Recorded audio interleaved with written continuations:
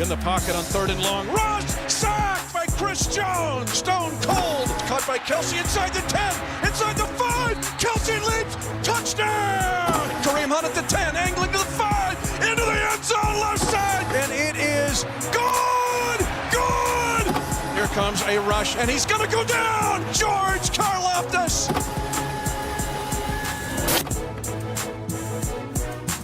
Well, our final Chiefs rewind of the season, unfortunately, is a loss as the Chiefs lose here in Las Vegas to the Raiders 14-12 on a career-long 60-yard field goal by Daniel Carlson to win the game after the Chiefs had a 41-yarder by Harrison Butker to take a lead of 12-11.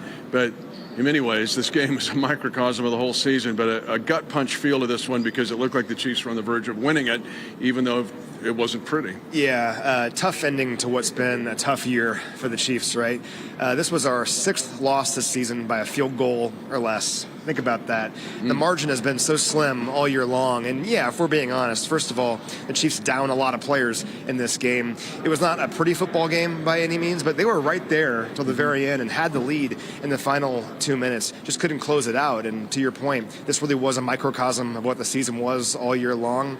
Well, let's close the book now on the 2025 season and attack 2026 because that work begins tomorrow. Yeah, and part of the attack here deals with some young defenders. We saw Chamari Connor jump the route early, get an interception that kind of flipped the field to lead to a field goal for the Chiefs. But then I thought Noah Williams, he had an incredible sack early in the game. But his ability to cover, we saw Jaden Hicks cover over the top. He got beat on the play down the rail on the winning drive of the field goal. But we saw some athletic plays made by him. So there were some encouraging signs from the younger players, especially on defense. Yeah, Noel Williams was exciting today. You talked about it a little bit. He had 2 pass breakups in this game, 9 tackles. He had that sack, almost had an interception. I think he'll be kicking himself for that one. It was right there, just didn't expect it. But he's going to be a player for us. He had sticky coverage on Tyler Lockett on 3rd down early in the game. Just a lot of encouraging stuff from Noel Williams here in this one. And also Christian Fulton, doesn't really fit in the young player category, but based on how his season has gone, we kind of wanted to see him stack another strong game here today, and I think he did that. He had 3 pass breakups here in this game. Looking at the offseason, I'm excited knowing what we have in corner in Noel Williams and Christian Fulton. And also, Cooper McDonald deserves mention here, getting line of scrimmage snaps. We're playing a strong side backer spot, but then in special teams, he was stellar again in this game. And then let's throw in Ethan Downs. You don't know who Ethan Downs is, right? He's the citizen of the Osage Nation. So Creed Humphrey's the Potawatomi. James Winchester's the Choctaw. But now we have Ethan Downs, who's a member of the Osage Nation. But his hit on the free kick return allowed Cochran to get the fumble, and the Chiefs were able to get points out of that.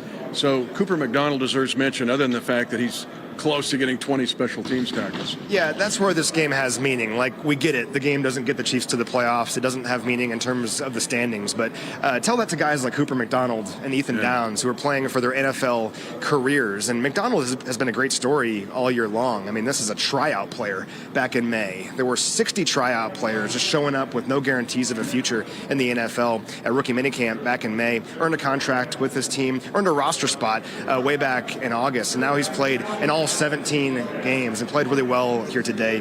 And with Downs, I mean, this is an undrafted free agent, a guy that joined the practice squad in late August, I believe. He'll, I'm sure, be on this team as part of the 90-man roster over the course of the offseason. And now we kind of know what we have in him in terms of his special teams ability because of that play here today. So for him, let's build on that now going into the offseason training program. Yeah, pride of Weatherford, Oklahoma, Ethan Downs. Offensively, there were some moments. We're going to talk about that a little bit later here in the show. Chiefs lose at 14-12 on a field goal by Daniel Carlson, a career-long 60-yarder. But let's go to the podium now and get reaction. All right. As far as the injuries go, really, there was nothing to give you there. Bichelle came out for a little bit and went into be checked for a concussion, but everything worked out there. He was cleared. So, listen, my hat goes off to the fans for all the support they gave us throughout the season. Easily could have not shown up by some of the performances, but they did a great job, and we appreciate that. Optimistic for the future going forward here. Brett's got the controls from here with the draft, and he and his guys will do a great job there in the draft, and as we work through free agency. So, and it was great to get the young guys some play time. If there's a positive to take out of this whole thing, I would tell you that's probably the biggest positive there. Other than that, there were some nice accomplishments. Kelsey's 13,000 yards obviously was a major accomplishment there. And then to watch the veterans, Chris Jones come in with a sack, Bolton have all the tackles that he had. Some of these guys, Kels he played the entire game really, as did the other guys. So Bucker getting back on track there and having a few field goals. So that, again, those are all positive things that you can take out. And then seeing some of our young guys step up and make some plays throughout the game. So anyways, with that, time's yours. Andy, with the young guys in particular, Burchard seemed to have some burst. What do you evaluate him? Yeah, so I thought he did a nice job for us. I liked the way he caught the ball for the most part and ran the ball. It was good to get him in the backfield running from the different spots, offset and from under center, dot runs. So it was positive things. He'll get stronger this offseason, so that's the biggest thing right now. And with the quarterbacks, obviously you went to Shane. What did you see in him, and what did you see overall in Chris? Yeah, we told both guys to be ready to go, opportunity to play for both of them. So I thought they both did some good things. There's some things that they can take from it and work on. But there's nothing like live experience in a game, and they both got some. So they can utilize that down the road. And with Travis, I know you'll figure it's going to be a process, but you've been through it before with him in the past. Are you going to encourage him to take some time, and how are you doing that? We'll just see where it goes. We really haven't gone through that, so we'll see where it all goes from here. Yeah. And considering expectations and how the season went for you personally, the challenges to get through the season. Can you sort of summarize for you the success that you've had during your career, what this season or what you endured in terms of mentally to get through it? Yeah, sure. Nobody wants a season like this. I mean, that's not what we strive for and work hard for. But there are obstacles that come into play, and you've got to work through those. And there's a learning curve here that you can set with some of the experiences we had for all of us, and then never do it again, right? So that's make a commitment to that as coaches, starting with me and the players, coaches included. Andy, when you mentioned being optimistic right away, what are the things you think of that make you say that right away? Yeah, so we've got a good nucleus of guys. That's veteran players. They'll be back, and I think that will. You want that foundation, and that's where you start. And then you give Brett, an opportunity to have the draft picks that he has and picking where he's picking. He's going to do a great job there, and then whatever happens, free agent wise, or guys we sign back, wherever that goes, you still have a long way to go to add people and do what you need. So it'll be a fresh start coming up here. Okay, good.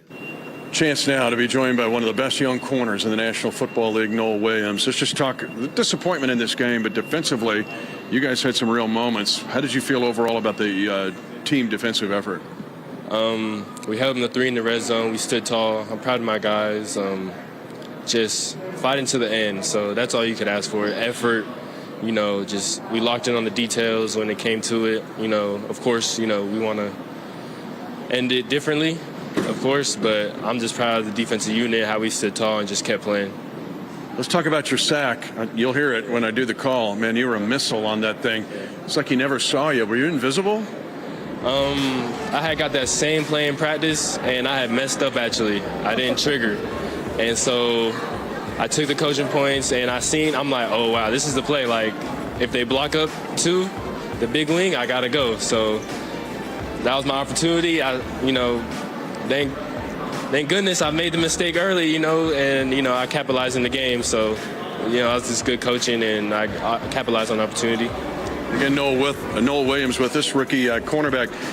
And Matt and I have talked about it last week. You had 3 tackles for losses against the Broncos. For a DB, that's like a year's worth. But today, 2 passes broken up. How big was that for you, especially in the concept of this defense where you play a lot of press? It was really big. I knew they were going to test me, throwing the ball wise, because last week I had maybe a couple opportunities, but this one I was more sticky in coverage for sure. And going against great receivers, number one, and then Tyler Lockett, the vet, those are good guys. I respect them, and it was good competition out there, I always say you like to play physical, to play fast. What about now the off season and trying to attack it to get even better? Off season, all about mastering the playbook for me. Build it up, my body, make sure I'm more flexible, more agile, more faster, and just make sure my sense, my cerebralness, is make sure everything's tight and I'm ready to go for OTAs. And then how big is it for technique? Because this league is so precise. Technique is everything. You don't have to. Some people are just great athletes and they don't have to have technique. But it's still going to catch up to you at the end of the day, going against another great athlete on the field. So technique's everything. Everything at the line, disrupting the line of scrimmage. It may not look pretty, but if you perfect it and you're trying it, and it's going to work. So just keep trusting the coach and keep trusting myself. Disappointing end of the season, but we're not disappointed in this game. In fact, we're excited to see what he's got lined up for 2026. Noel Williams, appreciate you, brother. 2 dot. Stay on it. Just areas of improvement. It's a tough year for us as a team, and so many areas we can improve on individually and as a group. So, looking for ways that I can improve from this year. Chris, if in fact this is the last game for Travis Kelce, what are you going to remember most about your guy? I'm not buying it. He'll be back next year. Is that a promise? I can't promise you anything about another man, but I don't know. This year was a tricky year for us. I got faith my dog coming back. Chris, what makes Travis the teammate that he is, and just to the point of your friendship with him, what is it that makes him that way for you? It's just when you're a granddaddy of a team and you've been here for decades and, came in such a handsome guy and now you got gray hairs and no, I'm just playing with y'all. No, Travis is Travis, man. He's brings a lot of energy, a lot of passion to the game. One of the best tight ends to ever play the game, if not the best tight end to ever play the game, and I have so much respect and love for him. And he has the best cookies. I got to give it to him. And it seems like, he reaches across the room to a lot of guys, but you guys seem to have a special relationship particularly. What's the key to that relationship? Travis is my hero. Inside joke. He'll understand. But he's my dog. Hopefully this isn't our last year. We have so much more growth to do this year and so much work to do. And I'm looking forward to it. Do you remember just your first impressions of him when you were a rookie, first coming in, maybe first training camp? He was just catching everything. What about personality-wise? He was dancing to everything else. Dancing and catching everything. So I was like, you know what, I'm going to start dancing. So it's always been a fun, energetic individual who brings the energy, gives the group fire to keep going. So I just prayed this isn't my dog last time. Coach, you referenced this, but is that kind of unfinished business for everybody on that next year after how the season went? Absolutely. I think this season didn't go as planned. A lot of valuable lessons learned throughout the year, and it's a lot of things we can take from this year and look forward to next year training camp. Chris, you were highly motivated, obviously, after last season. How will it feel, do you think, going into this offseason? Is it a comparable kind of feeling or a totally different sort of emotion, how you go into the offseason? I think especially the way this year ended, I'll be even more motivated to get this season started.